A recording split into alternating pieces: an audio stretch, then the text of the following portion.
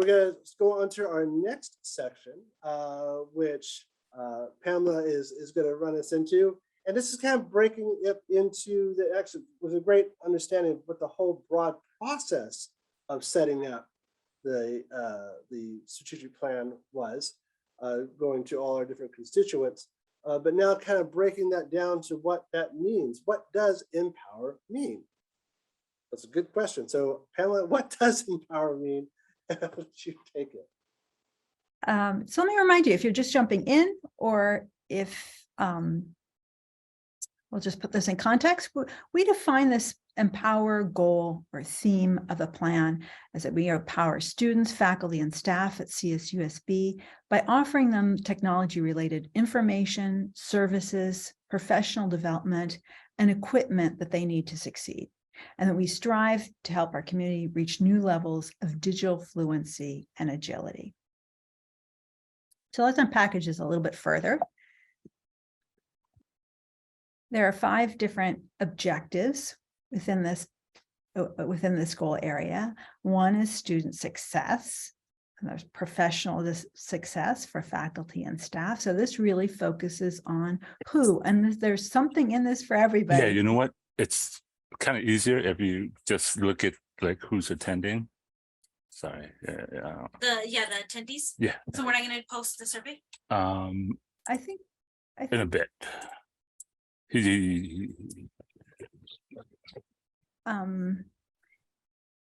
So it's focusing on students, faculty, and staff. Then there's also an objective about communication, which is really about our communication with you, the campus community. And then there are 2 objectives that are really about elevating accessibility on campus and putting that at the forefront at this point in time, and also elevating the technology and the software that we have available across departments for students, faculty, and for staff. Okay, so for the objective under student success, we wish to enhance student success through the identification of, investment in, and implementation of technologies for student learning, collaboration, and career readiness. And one of the things that we heard in these forums and interactions with students is that post-pandemic, they'd like spaces on campus to study and to collaborate and interact with in different ways. And they're also looking for software and equipment that is state-of-the-art so that they are career ready in their experiences in their classrooms and extracurricular work. So some of the things that we are building out is our continued support of trainings that we're making available for students. We're increasing, creating a library of different trainings, video trainings, so that students can have that information on demand, flexibly, when they want it, at the time that they want, and where they wanted to do that learning. And also updating equipment across campus. And another thing that in regards to career readiness is we'd like to partner with career services to create opportunities for students who are interested in IT to interface with members of the IT staff and leadership, so they can begin to have some of that career exposure as they are making plans about their future. So what is in this then for you as a student? Well, we're hoping that you have enhanced access to study spaces, to software, to equipment, training opportunities that are available for you on demand, technology resources for purposes of your educational success and professional careers, and that there's also on-demand prep for you for asynchronous courses. So for those courses that are taught without any synchronized time with instructors or students, which can be challenging, we're also preparing some preparatory information to help you succeed and complete those courses.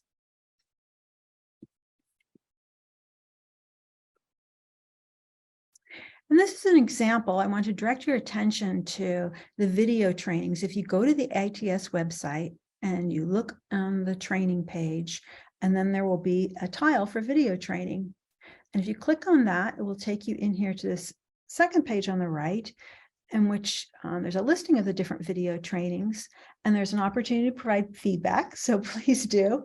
But if you don't see a training that's covering a topic that you're interested in, there's an opportunity for you to give us your input.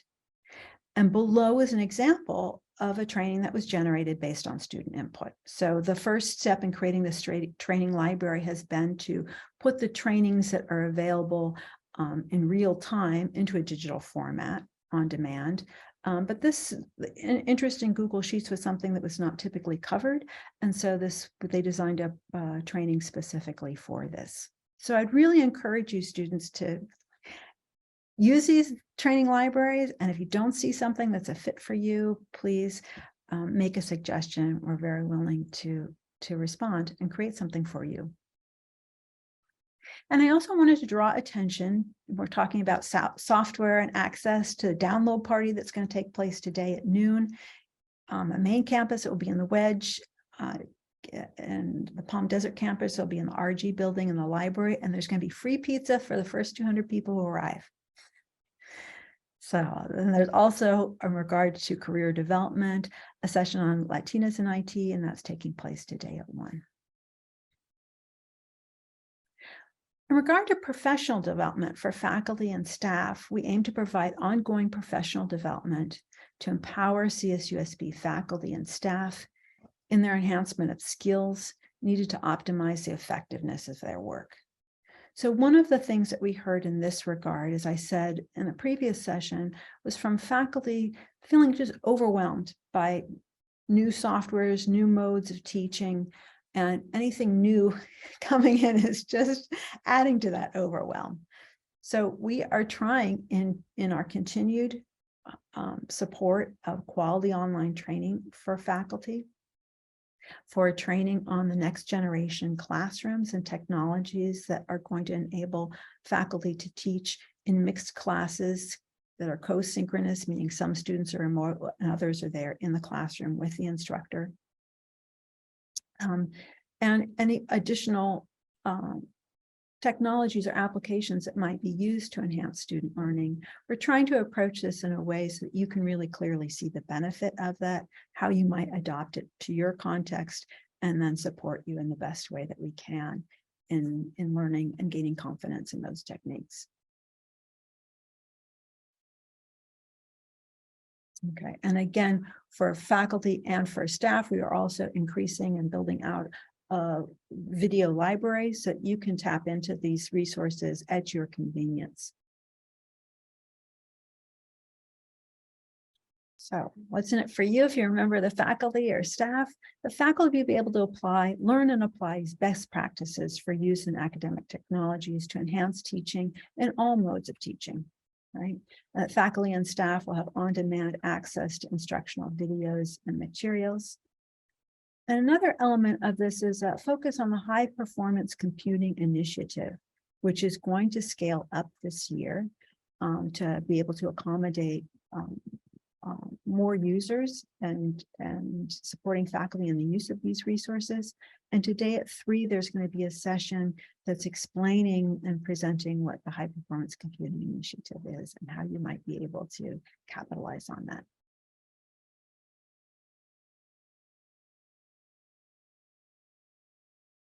So that brings us to the objective of communication. And this, I will say in these different listening sessions, this was a very consistent theme that's expressed in multiple different ways, that we realize that people on campus, whether you're a student, faculty, or staff member, don't know necessarily or appreciate the full range of services and capacity that ITS has. So we need to improve our performance in sharing with you what those capacities and that range looks like. And some of the things that people may not fully appreciate is that we're really willing to be thought partners. If you are thinking about a new functional need that you're trying to solve, different kinds of equipment or software that you're intending to purchase, we're very willing to partner with you so that you can capitalize on what we already know and what we've created for others, and figure out ways in which you might be able to streamline what you're thinking of in your need into an existing solution for greater efficiency for everyone. So this objective is to provide proactive communication about ITS's services, our events, initiatives, and innovations, both internally to the CSU's, the faculty, students, and staff, and to that broader Inland Empire region. Okay. And this event today is the first step in doing that, of telling you explicitly what we're creating for you with the strategic plan, what's in it for you, our best suggestions for how you can make the most of it, and what things to look for as the plan continues to build out. And as I've said earlier, we're really looking for a two-way street, a two-way dialogue with you, so that we're making these provisions, but in order to really build them out to their fullest potential, we need some input from you as this continues to roll out. Okay. And we are really also going to design messages so you can see what the impact is. Not only that there's new stuff that's available, but what is the value added for you in it potentially. So what students, faculty, and staff can expect is that you're better able to capitalize on the resources that we have, the initiatives and new technologies, because there'll be greater understanding and awareness about them. Members of the Inland Empire region will be more aware of what we're doing, the kinds of changes that we're producing, and the creativity that's taking place here, and see us as valuable partners within the community.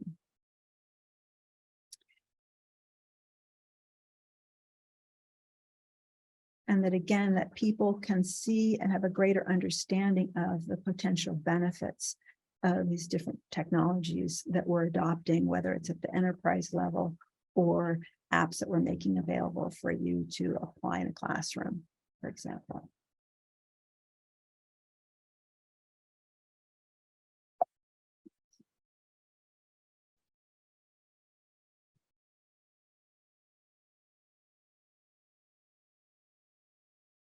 Then we come to accessibility, and our vision here is to promote an accessibility first mindset throughout the entire university.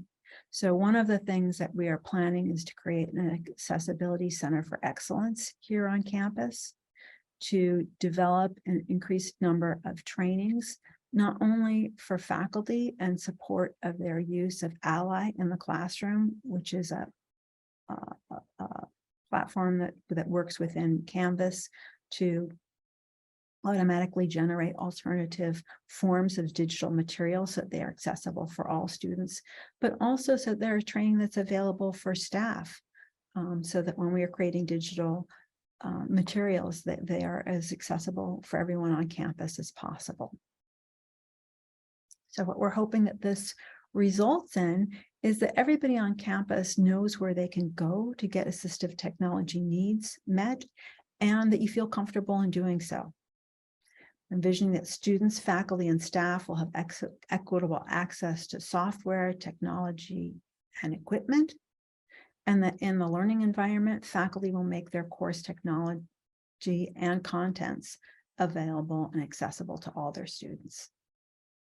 And there's also the expectation that staff will have knowledge, ITS staff will have knowledge in accessibility so that they can provide immediate service to the campus. Sometimes now requests that come in get elevated to the accessible technology office, but we'd like to increase the capacity of ITS staff members to be able to address your needs directly. And there's also the expectation that staff, when we are creating materials for each other and that are digital, that those will be created in a way that's accessible for everyone on campus.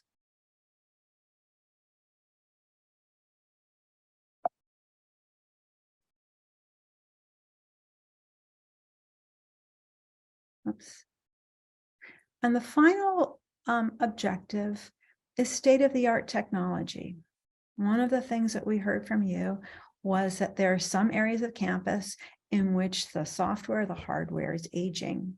And this observation came from faculty, staff, and also students, and students who are interested in having the most current versions of software and equipment available, again, for their preparation and career readiness. So what we're planning to do is to create a life cycle for technology and an inventory so that we have an operational definition of what state of the art is, and that we are keeping track of the aging process of the different resources that we have so they can be continually updated.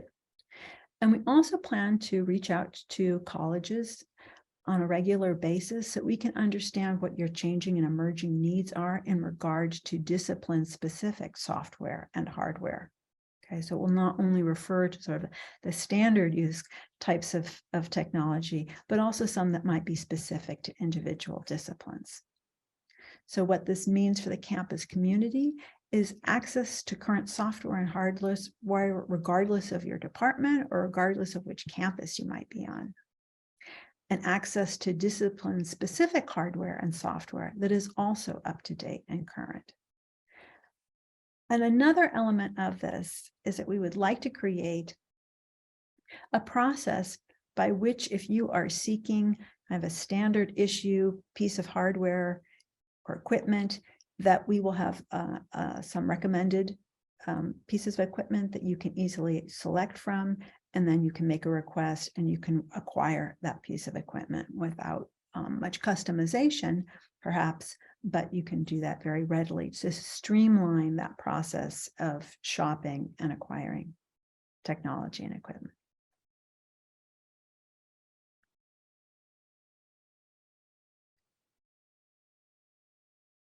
So that I hope gives you sort of an overview, but also some texture to what it is that we're planning under Empower, who this is designed to address, in what ways we are hoping to support students, faculty, and staff, how we are intending to make all of this more accessible and understandable to you through improved communication on our part, and also some areas that we've identified to really elevate our level of service in terms of campuses' knowledge and understanding about accessibility and best practices to make materials accessible to everyone on campus, and also to make sure that the hardware and software and technology that we have is really up to date for everybody and meeting their educational and professional needs. So any questions that people have or impressions that you have about the plan and its contents in this area? We do have we have one question from Frank here. Okay. Let me pull the question up. I just had it.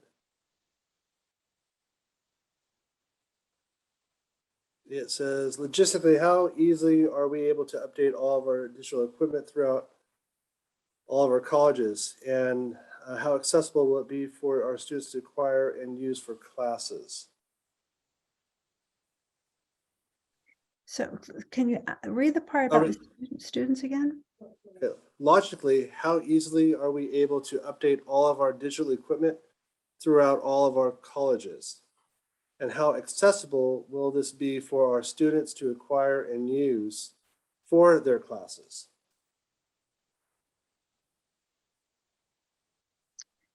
Well, I think the inventorying is going to be a process. I'm not the ops person, so I'm giving you some of the details. I don't know if there's somebody else who's here on the call who can speak more to that level of it, but I would say that this is something that is not without its challenges, but we've decided that this is a point in time where we really want to get behind this and make that happen so that there is greater equity across departments and across campuses, and that students have what they need. I think one of the things that this kind of falls into on the plan is also with the digital literacy aspect of it,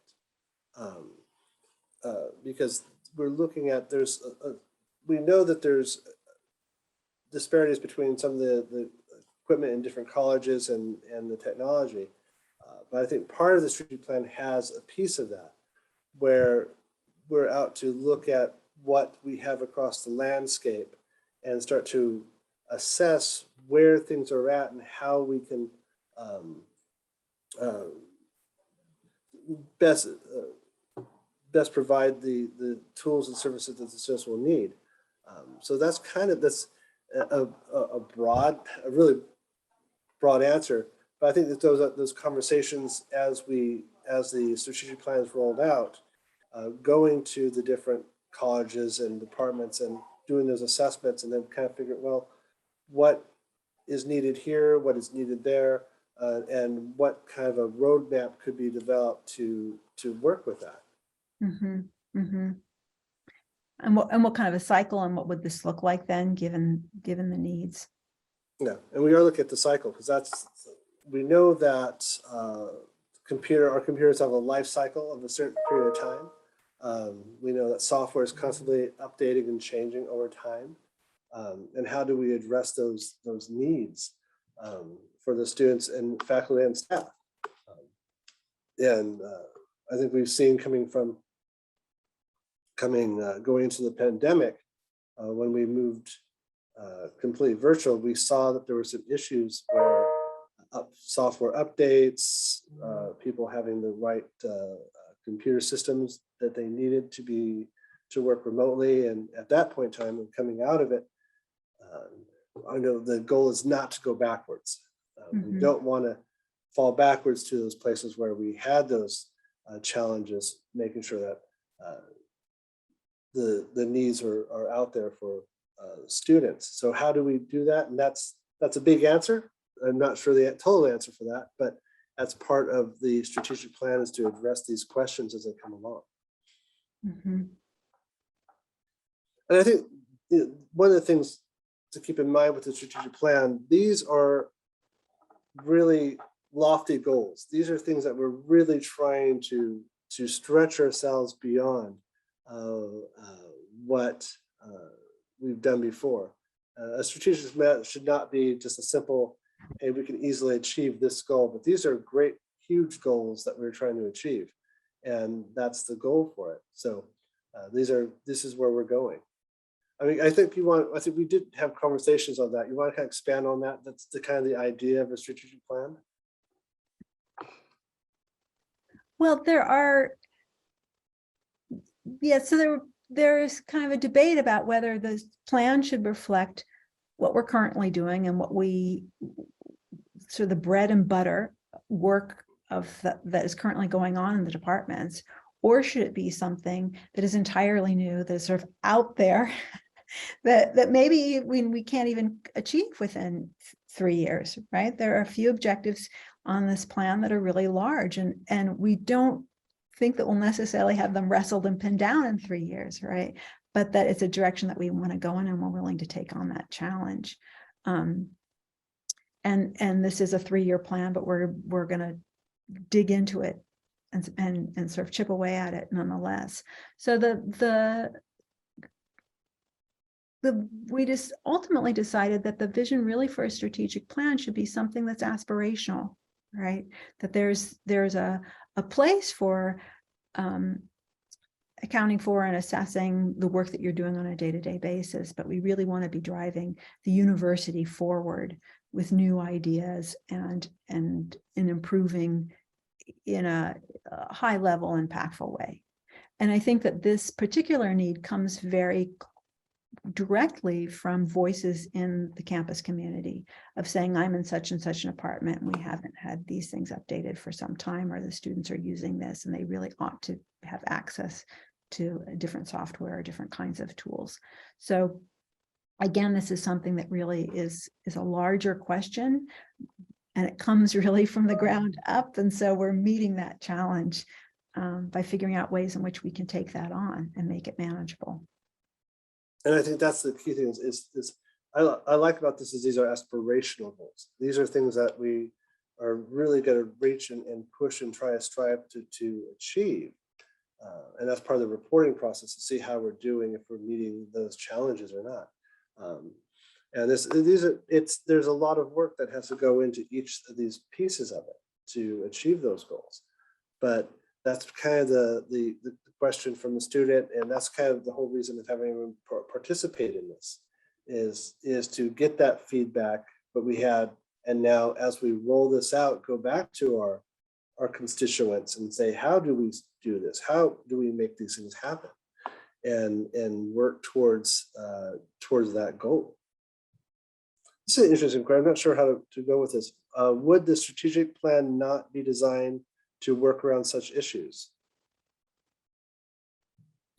Well, I mean, I can think on this, in regard to this, to the former question, you could have the ITS could take the stance of, well, it's up to the departments to manage their equipment and technology, and either they are providing it for their departments or they aren't, and that's not our role to try to achieve equity across all these different elements of the campus and across those two campuses.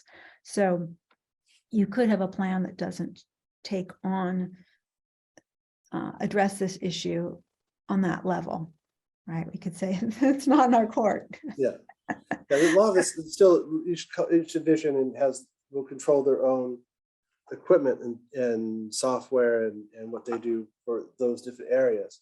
But this is a broader question of understanding, not necessarily having each department be able to do X, Y, and Z, but on a broader question, understanding where we are at and how we can try to get there. These are difficult challenges because there's always budget and different resources that are available, and where things are changing on the life cycle of stuff. But this is still the how do we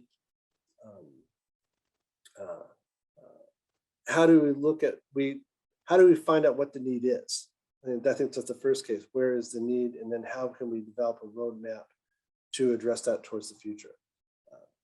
And that's kind of one of the things that kind of goes back to the entire plan that we had, is that